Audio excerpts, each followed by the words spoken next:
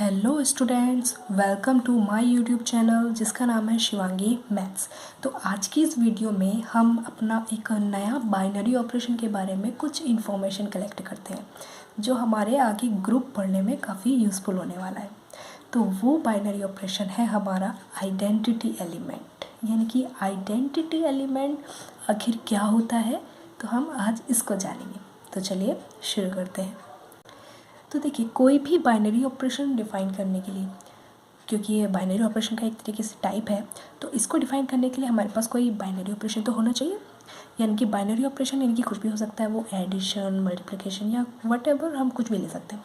तो जनरली उस चीज़ को शो करने के लिए हम क्या लेते हैं, हम ले लेते हैं कि लेट स्टार हमारा कोई भी बाइनरी ऑपरेशन है। तो स्टार हमारा कोई भी बाइनरी ऑपरेशन है, और अब ये क्योंकि बाइनरी ऑपरेशन होगा तो किसी ना किसी सेट पे तो होगा ही। बिना किसी सेट पे तो हम कुछ चीज़ डिफाइन नहीं करते हैं, ऐसे रैंडमली तो हम कुछ नहीं उठाएंगे। किसी ना किसी एक डिफाइन यानी कि वेल डिफाइंड स्ट्रक्चर के ऊपर ही हम कुछ ना कुछ चीज़ डिफाइन करते हैं। तो ये भी हमने जो बाइनरी ऑपरेशन लिया है, ये हमने किसी एक वेल डिफाइंड सेट के ऊपर लिया है। सपोज मैंने ले लिया उसे किसी सेट ए पर। अब हमने कहा अगर यहाँ पे कोई भी एग्जिस्ट, ये जो देयर एग्जिस्ट का साइन होता है, if there exist identity element है, तो हम इसको एज अ ई नंबर से रिप्रेजेंट कर देते हैं, ई फॉर आइडेंटिटी।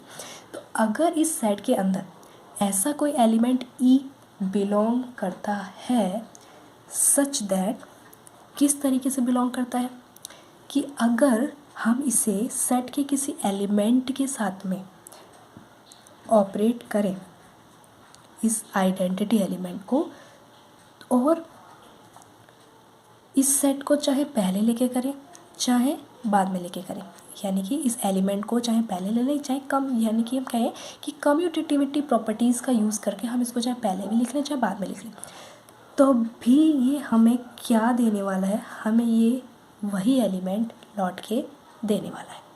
यानी कि ए स्टार ई और ई स्टार ए बराबर ई ही हमको देने वाला है।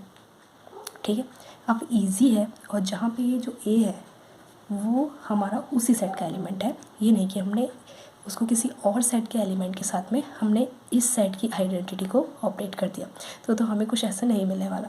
तो जिस सेट से हमने एलिमेंट उठाया है उसी सेट का कोई दूसरा एलिमेंट उठाएंगे, और जब हम उन दोनों को आपस में ऑपरेट करेंगे तो हमें ये ई एलिमेंट ही दे देगा। तो इस ई को ही बोला जाता है, यानी कि ये जो ई है उसे ही कहा जाता है आइडेंटिटी एलिमेंट।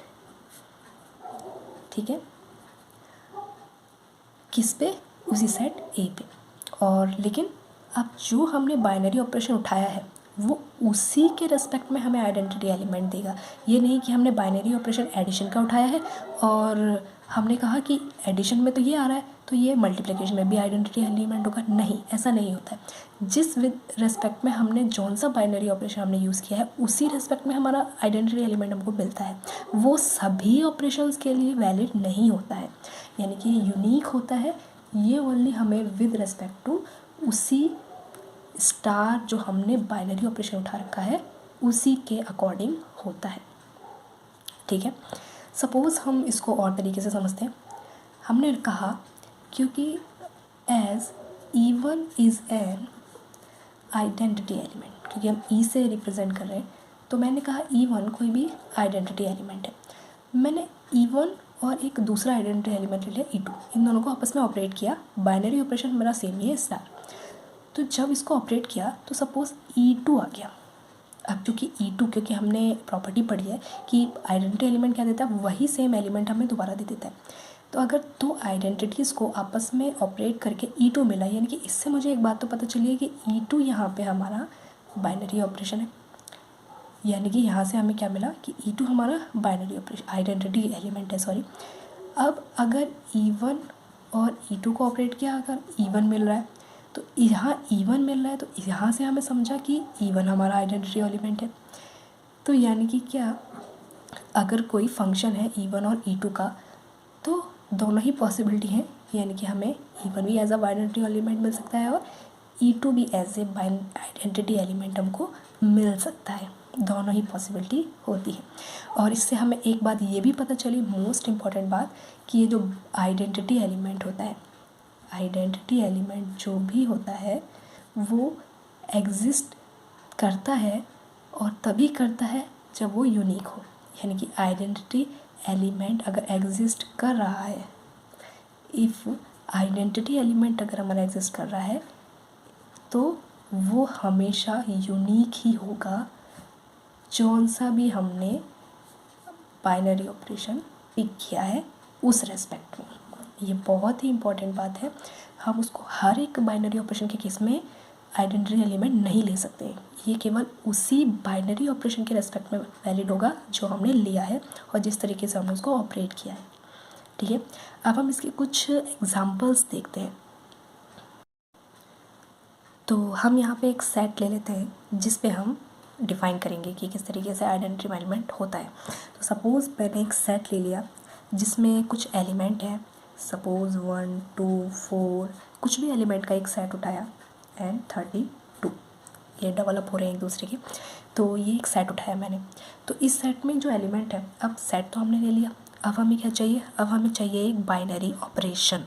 तो बाइनरी ऑपरेशन हम क्या ले लेते हैं, यानी कि इसके जो एलिमेंट है वो आपस में किस तरीके से ऑपरेट हो रहे हैं, वो हो रहे हैं, हम ले लेते हैं कि एलसीएम हो रहा है इन दो नंबर्स का। यानी कि इस सेट के जो एलिमेंट है वो आपस में एलसीएम होकर ऑपरेट हो रहे हैं। तो देखते हैं। और एलसीएम जो होता है हमें पता है ये कम्यूटेटिव बाइनरी ऑपरेशन है। यानी कि अगर हम 1 और 2 का एलसीएम जो लेंगे वही आंसर 2 और 1 के एलसीएम में भी आने वाला है। यानी कि जो एलसीएम है वो हमारा कम्यूटेटिव बाइनरी ऑपरेशन होता है। तो सपोज़ हम ले लेते हैं, हम ले रहे हैं एलसीएम कोई नंबर 1 का और ए का। अब 1 और ए का एलसीएम लेंगे, ए कुछ भी हो सकता है, तो एलसीएम लेंगे तो एलसीएम में तो हमारा ए ही आने वाला है, क्योंकि ए 1 ज़ा ए, एलसीएम में ए ही आने वाला है। और ये ए कहाँ से आया है, ए हमने उठाया है सेट ए से ही। यानी कि हमें पता चला, क्योंकि ये कम्यूटेटिव बाइनरी ऑपरेशन है, इसलिए 1 को अगर हम ए के साथ ऑपरेट कर लें या ए को 1 के साथ ऑपरेट कर लें, पहले चाहे किसी को भी लिख लें, आना तो वैल्यू हमारी 1 ही है। यानी कि ए या हम कह सकते हैं 1 ही है, क्योंकि आइडेंटिटी एलिमेंट क्या होता है हमारा, जो सेम नंबर रिपीट हो रहा होता है। यानी कि आइडेंटिटी जो आएगी वो हमारी ए ही आने वाली है। ओके, अब अगर हम कोई भी दूसरा बाइनरी ऑपरेशन उठा लें, सेट हम यही ले लेते हैं। दूसरा बाइनरी ऑपरेशन मैंने इस तरीके से ऑपरेट किया कि हमने यहाँ एलसीएम लिया था, अब हम यहाँ पे ले लेते हैं सपोज़ GCD, यानी कि greatest common divisor of 2 numbers, यानी कि 2 नंबर जो एक दूसरे को डिवाइड कर रहे हैं। तो सपोज़ अब चूँकि हमें पता है ये भी एक कम्यूटेटिव बाइनरी ऑपरेशन है, यानी कि ये भी एक कम्यूटेटिव बाइनरी ऑपरेशन है, क्योंकि 2 नंबर को कैसे भी ले लो वो हमें GCD सेम ही देंगे। तो यानी कि अब ले लिया मैंने GCD ए कॉमा कोई भी नंबर ले लिया, सपोज़ 32 ले लिया। यानी कि कोई भी नंबर जो सेट से बिलोंग कर रहा है वो क्या करना चाहिए, 32 को डिवाइड करना चाहिए, क्योंकि GCD means greatest common divisor. अब क्योंकि यहाँ ग्रेटेस्ट नंबर कौन सा है हमारा इस सेट का, 32, यानी कि 32, अब जो ए है वो हमारा ए से ही, तो ग्रेटेस्ट नंबर तो है 32, यानी कि इन दोनों का जो GCD आएगा वो हमारा कितना आना चाहिए, 32 आना चाहिए, क्योंकि ग्रेटेस्ट कॉमन डिवाइज़र होता है हमारा GCD। अब ए कोई भी नंबर लिया और 32 कोई भी नंबर लिया, तो ग्रेटेस्ट कॉमन डिवाइज़र हमें क्या मिलेगा, 32। यानी कि जो 32 है वो हमारा आइडेंटिटी एलिमेंट है विद रेस्पेक्ट टू हमारा ये जो सेकंड वाला स्टार है, क्योंकि जो भी नंबर ए है वो डिविजिबल होना चाहिए 32 से, या ए जो है वो डिवाइड करना चाहिए 32 को। ठीक है, तो इस तरीके से हम कोई भी बाइनरी ऑपरेशन उठा के हम इसको हम चेक कर सकते हैं कि इसका आइडेंटिटी एलिमेंट क्या होगा। तो अगर हम बात करें एडिशन के केस में, तो एडिशन के केस में हमारा बाइनरी ऑपरेशन क्या होता है, एडिशन के केस में हमारा जो बाइनरी ऑपरेशन होता है, प्लस के केस में किसी भी नंबर में हम क्या प्लस करें कि वो हमें सेम नंबर रिपीट करके दे दे। तो ज़ीरो ही वो नंबर होता है कि हम ज़ीरो में कुछ भी ऐड करेंगे तो हमें ज़ीरो वही नंबर रिपीट करके देगा। यानी कि एडिशन के केस में जो आइडेंटिटी एलिमेंट होता है वो हमारा होता है ज़ीरो। और अगर हम बात करें मल्टीप्लिकेशन के केस में, तो हम किसी भी नंबर में क्या मल्टीप्लाई करें कि वो हमें सेम नंबर रिपीट करके दे दे। यानी कि मल्टीप्लिकेशन में अगर हम 1 से मल्टीप्लाई करते हैं तभी वो हमको सेम नंबर रिपीट करके देता है। तो यानी कि मल्टीप्लिकेशन के नंबर में जो आइडेंटिटी एलिमेंट होता है वो होता है 1। तो ये बेसिक चीज़ें हमें याद रखनी है कि एडिशन के केस में आइडेंटिटी एलिमेंट कौन होता है और मल्टीप्लिकेशन के केस में। बाकी हम कोई भी बाइनरी ऑपरेशन उठा लें उसके हिसाब से हम वहाँ पे ऑपरेट करके निकाल सकते हैं कि उसका बाइनरी ऑपरेशन आखिर क्या होगा। ठीक है, तो मिलते हैं नेक्स्ट वीडियो में, तब तक के लिए पढ़ते रहिएगा मैथमेटिक्स।